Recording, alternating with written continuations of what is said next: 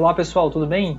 Então até então a gente viu o gráfico tensão-deformação que correlaciona a tensão, que é a força dividida pela área de seção transversal do nosso corpo de prova, inicial, pela deformação, que é o ΔL sobre o comprimento inicial do nosso corpo de prova. Entretanto, em estágios mais avançados do ensaio, a gente nota que devido a essa estricção aqui, esse empescoçamento, esses valores iniciais aqui de área de seção transversal e comprimento inicial do corpo de prova, eles mascaram ou modificam um pouco o gráfico tensão-deformação.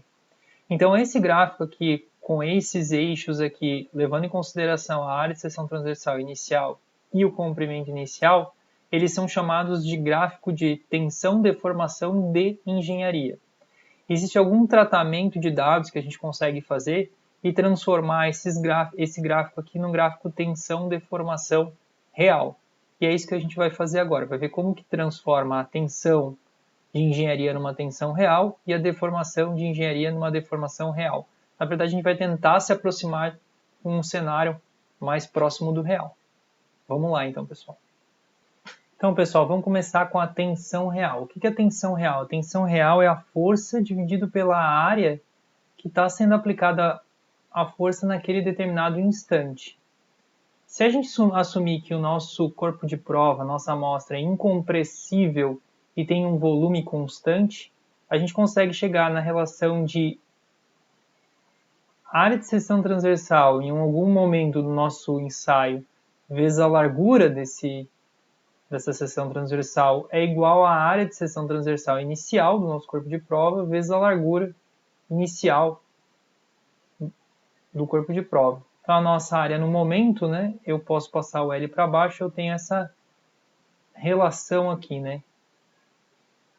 Então, poderia pegar essa relação aqui e substituir na minha equação ali em cima. Então, força vezes L aqui dividido por A0 sobre L0, né? Então, eu substituí o A aqui por esse termo. Ao mesmo tempo, eu posso dizer que a deformação de engenharia que a gente tem assumido até agora é igual ao ΔL sobre o L0.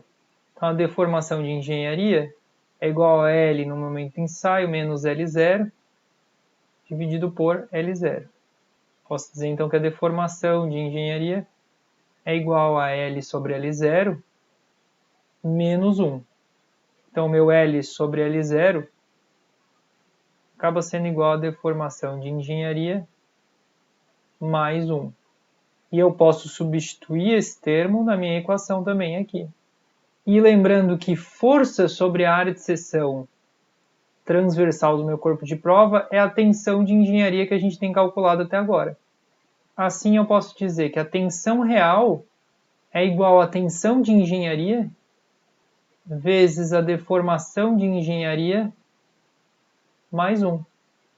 Assim, com os dados do gráfico tensão-deformação de engenharia, eu consigo calcular a minha tensão real.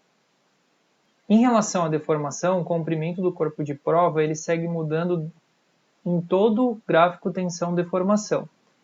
Para a gente conseguir verificar a deformação real, a gente pode subdividir esse comprimento em vários incrementos.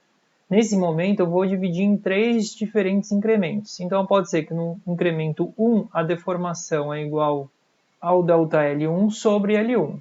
No incremento 2, a deformação é igual a ΔL2, que é o alongamento 2, sobre L2. No incremento 3, é igual ao alongamento 3 sobre L3.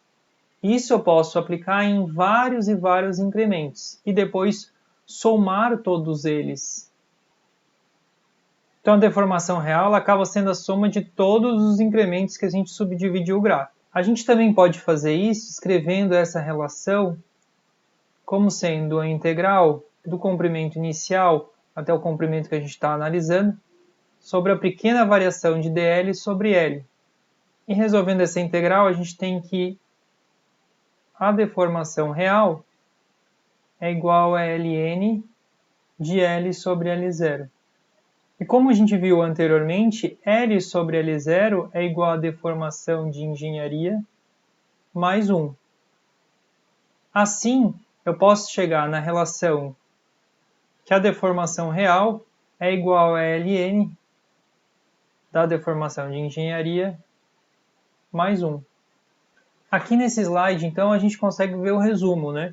Então, a tensão deformação de engenharia, ela leva em consideração a força sobre a área de seção transversal original, enquanto que a deformação é o ΔL sobre o L0. Já a tensão em deformação real leva em consideração a tensão de engenharia vezes a deformação de engenharia mais 1, e a deformação real é o ln da deformação de engenharia mais 1. Onde que a gente utiliza geralmente esses valores aqui? Geralmente se utiliza para a parte de processamento de materiais, que é onde o gráfico, é onde a deformação plástica está acontecendo.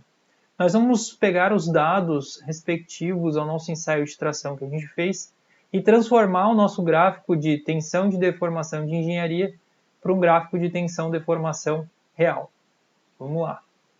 Então, pessoal, aqui está o gráfico tensão-deformação daquele ensaio que a gente viu. Agora eu vou tentar transformar ele em um gráfico tensão-deformação real, né? Então, esse aqui é o gráfico tensão-deformação de engenharia. Então, eu vou pegar os meus dados de tensão e transformar em tensão real. Para isso, eu vou fazer a tensão real é igual a tensão de engenharia vezes a deformação de engenharia mais 1. Vou aplicar isso na coluna inteira aqui, né? E a minha deformação real é igual ao ln da minha deformação de engenharia mais 1. Vou aplicar isso também na minha coluna inteira. Então, olha só que interessante, pessoal. Aqui a gente tem um gráfico tensão-deformação de engenharia, aquele que a gente viu até então, e o gráfico tensão-deformação real, depois de montado, né? Então, dentro da região elástica, a gente tem um comportamento bem similar entre os dois. Então, geralmente, a gente usa o gráfico de tensão-deformação de engenharia para projetos, né? Quando a gente está na região elástica do material. Já na região plástica do material, a gente começa a ter uma discrepância maior entre os dois gráficos. E depois, no empescoçamento, a gente ainda tem uma queda de tensão, mesmo no gráfico tensão-deformação real.